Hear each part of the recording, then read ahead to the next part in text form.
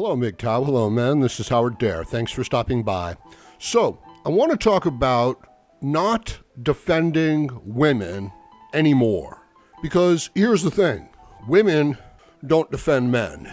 And I don't just mean physically. I mean, they don't stand up for men. They don't stick up for men. They don't respect the idea of men. They degrade men. They belittle men. They hold men in low regard, in low esteem. So the idea that a man is putting a woman on a pedestal is disgusting. The idea that a man is moving around in public and smiling and looking after the concerns of women, it's disgusting. Watch some women while you're out in public. Okay, they are the most self-absorbed, ungrateful, entitled bitches that you could possibly come across. What are you doing? And, more importantly than just the way a man outwardly acts is the attitude and the ideas and the values within him that facilitate him acting in this simpish, blue pill, disgusting, debasing manner. And he's telling himself that he's doing it because he's a good man and he loves the women. Meanwhile, the women are looking at him and scowling and looking down their nose and saying that everything he does, from running over to open up a door to smiling and nodding and looking with this friendly face, everything he does, they say, it's just a sign of his weakness and his desperation, okay? Every time you as a man are saying, well, that's a valid point, and I'm gonna look at this from from all points of view because I'm a fair man. The person you're doing that with is thinking that you're an idiot because they don't extend that courtesy towards you. And if you're discussing this with a feminist or a social justice warrior, most young women, okay? Not all. I've been saying that a lot lately, but most. And here's the thing, okay? Not all tigers will kill you. Some tigers are really cool.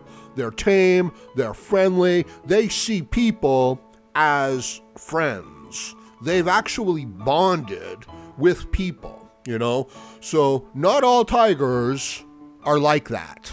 But it is the nature of a tiger to, it's a wild animal. So if you're playing around with it, you're being a fool. If it does turn on you, you can't exactly say, oh, where did that come from? I can't imagine that happening. So it's the same thing with a woman, right? She might seem tame. She might even seem like she likes you. She might even be being nice.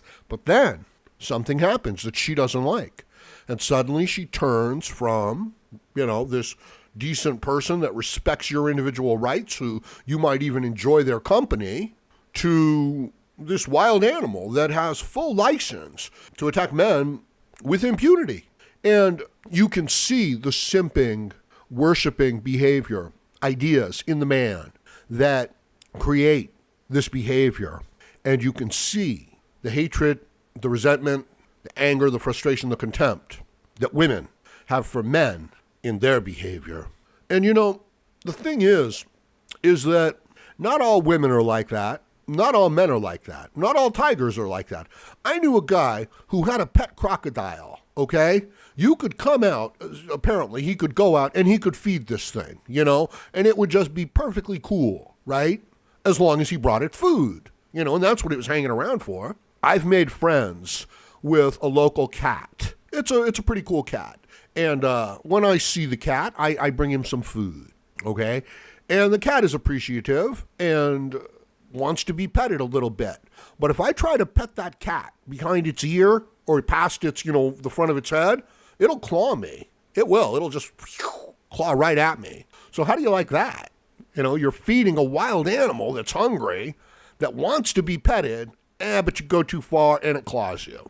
So keep that in mind. But as I said, it's the attitudes, the values within the man that enable him, that require him to act in this blue pill, simping, disgusting manner that is debasing himself, right? And he's doing it because he thinks he's being a good man, or he thinks he's, chasing after the women. Why? Why? Does she need your help? Does she need you to open the door for her? Does she need to see your smile? Everything you do in her direction, she takes that as you hitting on her. Why are you looking at her?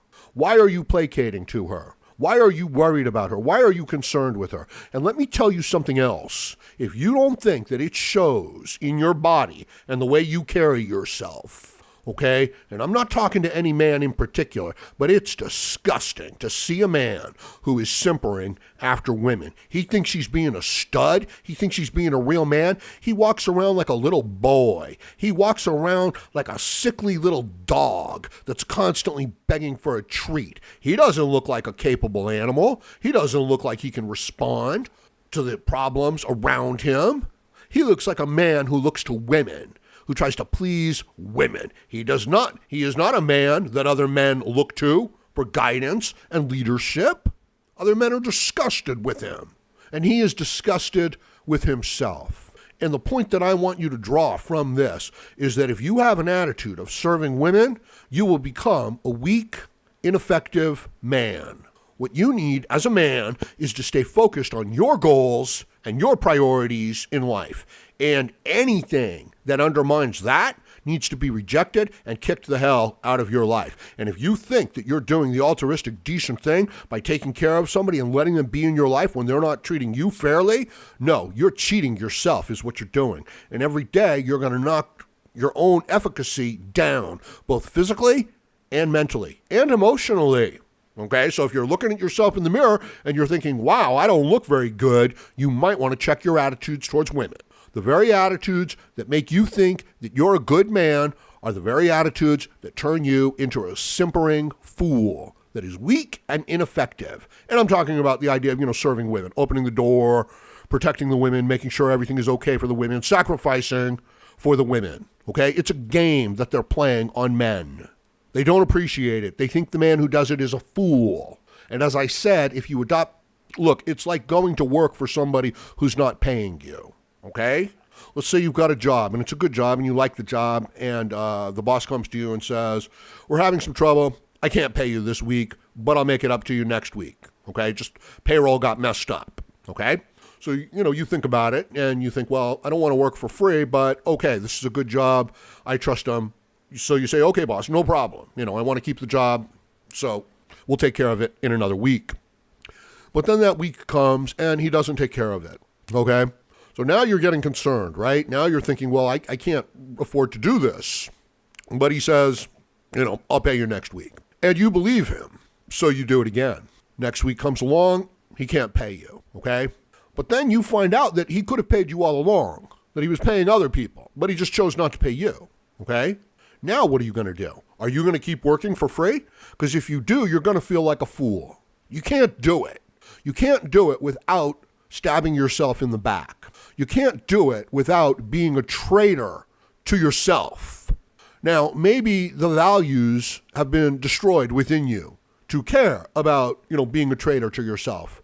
But that's how I see it, okay? That men are walking around looking to serve women, looking to worship women, looking to prove that they're good men, looking to prove that they're not misogynist, that they're not sexist. And in the meanwhile, they're working for free, they're being taken advantage of, and they're being made fools of, and they think it makes them a big man. It doesn't.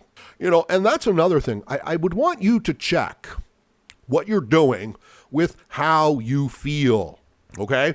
Hey, if you're running after every door and holding it open for the women and they're sneering at you and you actually feel good and strong and healthy about that, I'm not trying to shame you, If that's what you think you need to do in life, so be it. But check it with your own well-being. And it might take a while, you know what I mean? Like you might be able to work for free for a few months. You might be able to run over and hold that door open for somebody who's sneering at you, I don't know, for, a few months. It's different for everybody. What I'm worried about is the idea that on some level, that she's sneering at you, that she has no respect and complete contempt for you, and you're still doing what she and what society wants you to do. Stand up for yourself. And when I say that, I don't mean you have to confront anybody or do anything like that. I mean, you need to walk away. I mean, you need to go your own way. I was talking about this earlier in the week and how important it is to extract yourself out of exploitive situations, right? And it's very difficult because, I compared it to you're riding in a car and people think that, getting out of bad situation, bad emotional entanglements, bad ideas and values within your own head that actually bring you down and bring other people up. They think it's easy. They think it's like looking at the map and saying, okay, I'm off course. I need to go over here. It's not. It's not like that. It's like trying to drive yourself out of a disaster area where the whole world is falling apart all around you. And you just need to make it to that next bit of road that isn't falling apart. And the people in the car with you, they're giving you bad directions. They want to see you fail, and then they're getting mad at you for failing. Okay, so I think that's a more accurate metaphor for what men and people are going through in this socially exploitive, manipulative situation. So, check your worship. Check the values, the assumptions that you have concerning human interaction. There's no set of circumstances, there's no conditions, there's no history that allows you to be treated less than anybody else, where your time and your interests should be moved below anybody else's. And if you are doing something like that, it really needs to be for a really, really good reason. You can't do it to take care of somebody who won't take care of you, because I know that that's what most people are doing. So I hope this helps, and I'm going to leave it at that for now. Let me know what you think about this in the comments section below. Please like, share, comment, subscribe, donate, and join me again, Howard Dare, as I plan to have more content for you. Thank you, MGTOW.